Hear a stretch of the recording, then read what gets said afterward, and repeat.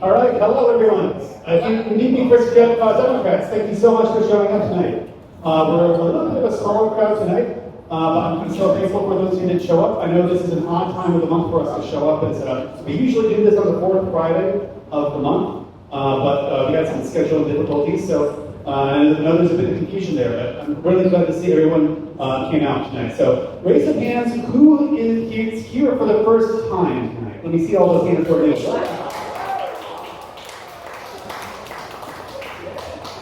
I'm so glad to see fresh new people. I tell you, I remember the day we had a happy hour on the week of Trump's inauguration, and I was so depressed. I thought that no one was going to show up on the threshold.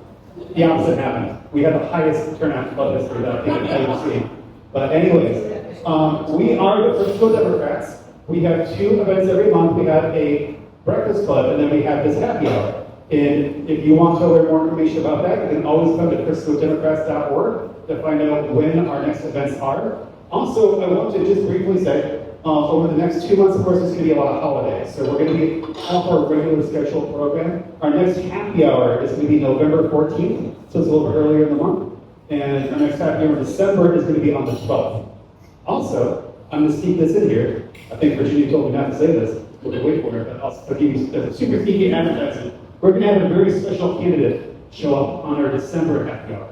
His name is Joe Jaworski, and he's going to be our Attorney General. Yes.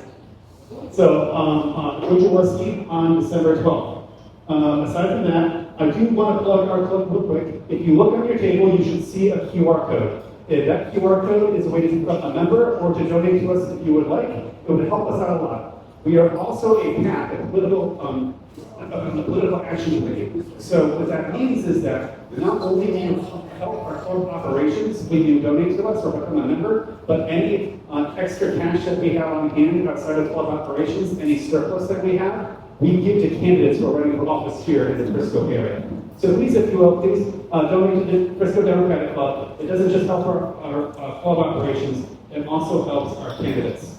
With that said, I do definitely want to say there's lots of ways to volunteer. If you want to ever get involved, you can always do on a precinct chair. Is there any precinct chairs in the room right now? Anyone to raise their hands? All right. If you want to learn more about Grant, you can just come to any one of us. Precinct chairs, what they do is they basically try to contact their neighbors who are Democrats and try to get them more involved. Precinct chairs gain free access to a system called VAN, and VAN actually lets you know who in your neighborhood is a Democrat and who's not, based upon voting records in the primary elections.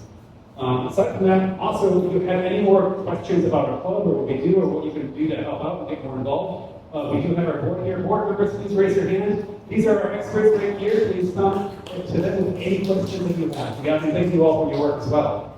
With that said, there's a couple of things I just want to go over because we have a lot of events coming up. So we have a No Kings protest going on tomorrow.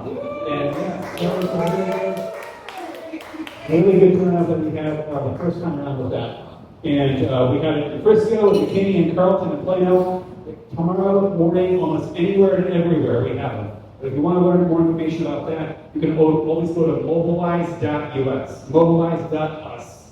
It's not .com, it's .us, mobilize.us, and that's a place that's going to tell you where all of your events are in your local area. Right now, if you go to mobilize.us, you're probably going to see the entire first page all No Kings because there's so many different No Kings protests in different areas. So right there's the website, mobilize.us. That's not just for No Kings, it's the go-to place to know where your Democratic events are, particularly where you're at. For example, when I was traveling to see my family in Florida, when I pulled up the mobilize.us website, when I was over there on their Wi-Fi, it showed me all the Floridian events over there for the different organizations and the different events that are coming up.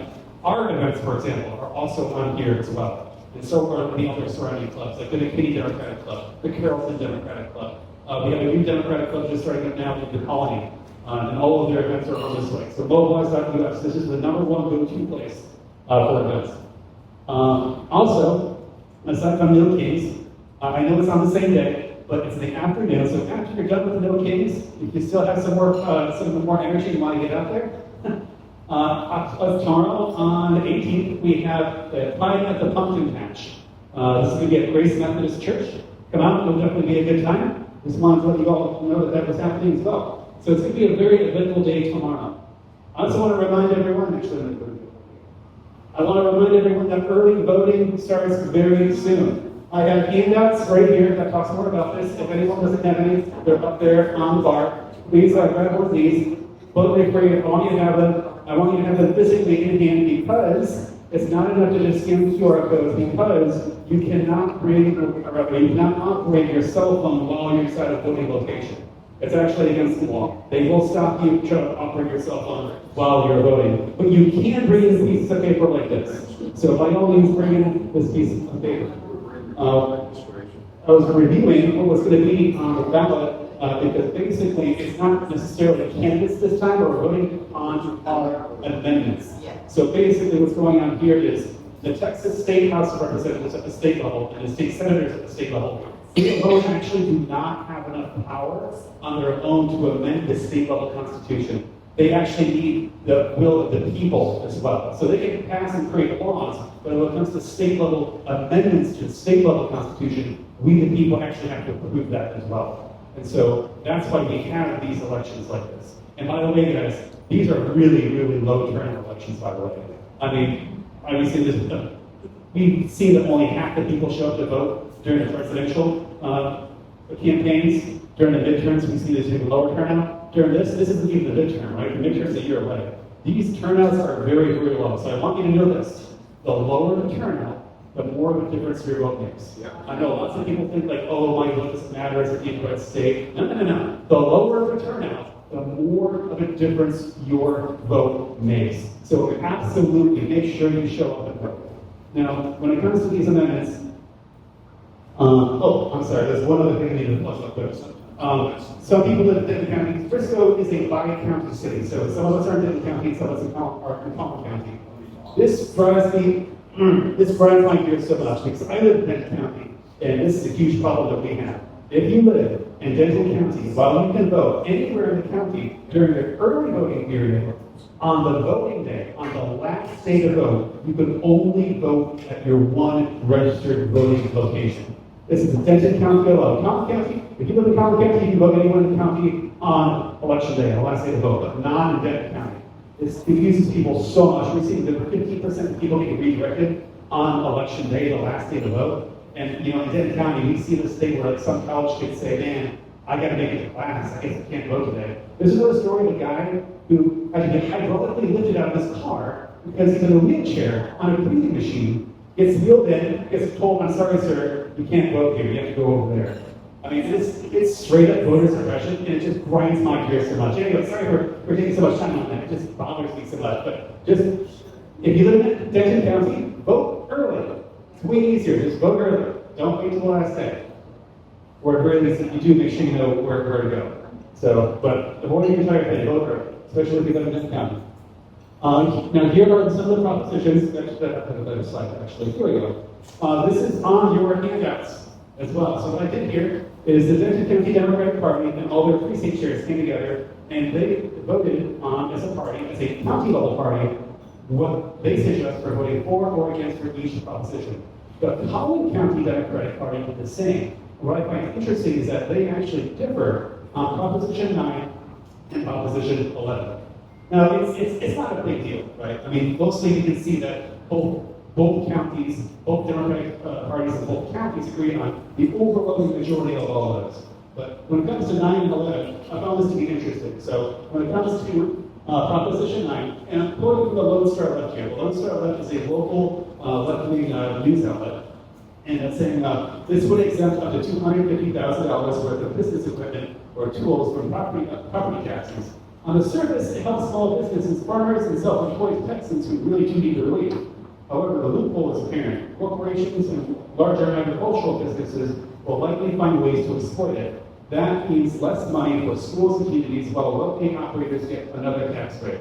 Neutral overall, it's good for some, risky if used. And I remember when I first before I saw this, I was asking Julia Parkerman, she's the leader of the Denton Dems. She basically said something similar. She basically said it does look good, but she's too worried it might be exploited, which is why her county level party voted against it. While the Collin County Dems, they thought it might be more beneficial. But to each their own, just something to think about when it comes to that proposition.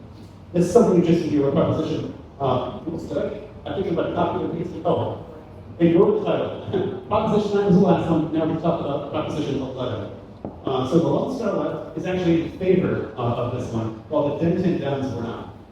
It says this measure increases the school property tax exemption for elderly and disabled Texans from $10,000 to $60,000. That direct relief for vulnerable people who are often on fixed incomes, and the state covers the loss of schools. Republicans oppose it because they hate funding public schools, but progressives should support this kind of targeted protection. I'm not quite sure why the Dems voted against it. I should probably ask that, and maybe I'll send a message out about that. But just something to chew on, because it seems to be the only area where the two county parties seem to disagree is just on those two propositions. Now, if any of you, this might not be very many of us, but if you live in the Denton County side, some of Frisco does touch the municipal ISD, and for those of us who do touch it, you actually will have a candidate on the ballot. Her name is Michelle Hoffman, and she's currently on the school board right now for Louisville ISD. She got redistricted out of her district, but she's fortunate enough to see that the at-large individual is retiring. So there's a special election going on right now. And good for her, thankfully, her special election happened to get batched into this general election we're having for the amendments. So if you live in Louisville ISD, please support her. She is the only Democrat on the board. She's the only Democrat in the race. You will not see that on the ballot because school boards are considered to be quote-unquote nonpartisan, meaning there's not going to be a T next to her name or an R next to the name. But we do know that she is the lone Democrat in the race. In fact, she was the only person initially, right before the deadline, to sign up to run for office, right? Because she's on school board already. And when she did that, this pissed off a lot of people on the other side of the aisle. There is a local extreme far-right media outlet called the True Texas Project. And the leader of True Texas Project, when she saw Michelle Hoffman was the only one signed up, she said, quote, "This is upsetting. The only person that's filed for Louisville ISD School Board, a Muslim leftist. Filing deadline is Wednesday at 5 p.m. If nobody steps up, the Muslim walks in unchallenged to direct the future of nearly 50,000 students. Wouldn't it be awesome if churches encouraged students to run?" By the way, that's not really, if a church were to do that, I think they would lose their tax exempt status. But the reason this is so hypocritical, and almost a little bit funny, is because another Republican commented on that. And she was actually just like she wanted to repeat it, but she also actually wanted to do her own fact checking, which is where this becomes a little bit funny. Because someone says, "I can't find Muslim peace. I'm sharing with Louisville ISD friends that I need receipts. Can you point me in that right direction?"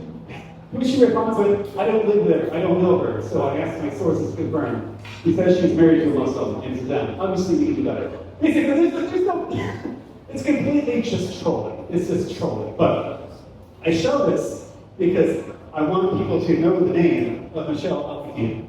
And I mean, she's been a great school board member. I support her. I voted for her in the past, twice I believe. And I will vote for her again on this coming up election as well. But again, that's Louisville ISD.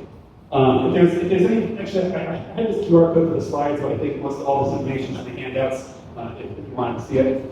Let's see, at this point, we usually have, again, we're a little bit smaller turnout tonight because of the weird scheduling that we have. Usually for the newcomers here, we have kind of candidates who will come up. Last time we had 3 candidates here and they will introduce themselves. But please come again. Have candidates next time and they'll introduce themselves. Also, like I said, time after next, we're going to have a very special candidate as well. And aside from that, I think Sharon, you want to say a couple words? On the Collin County side of the record Proposition 9, the reason why we decided to we went for, here.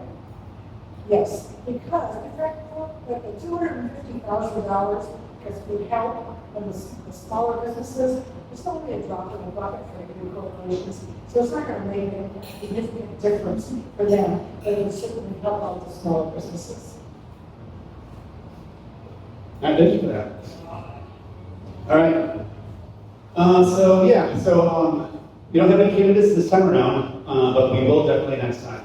And we will definitely have a special one on December, as noted. So aside from that, I want to thank you all for coming out. I'm going to say definitely, I look forward to seeing you all guys tomorrow on No Kings. It's going to be a really good time. And again, I got to plug this one more time, but there's a QR code. Please support us if you can. And it doesn't just help our club operations, it helps our candidates as well. And also, I always end with saying, please take your wait staff. They've been really kind to us here. This has been a phenomenal venue to have. They're very supportive of us, and they've been helping us out a lot. We've been here for, I think, probably about a year and a half, maybe 2 years now. Longer than that. But, oh, sure. Give the dates and happy hours. Oh, sure. So one more time. So our next happy hour is going to be on November 14th. So November 14th. And that'll be the same at 6:30 is where we'll be doing that. And the next one after that, a special one, where we're going to have a special candidate show up, is December 12th. Yep. And that's also all on Mobilize as well. I'm actually probably going to keep this on this last slide right here, because I always think this is probably the most important slide. It's not just about No Kings, but again, Mobilize is the go-to place for finding democratic events in your area. So with that said, guys, I thank you very much. I'm sorry it's kind of a lower turnout, but next time, usually for the newcomers here, we usually almost fill this room. So we're definitely going to have a higher turnout next time. And I hope to see you guys again. Thank you all very much.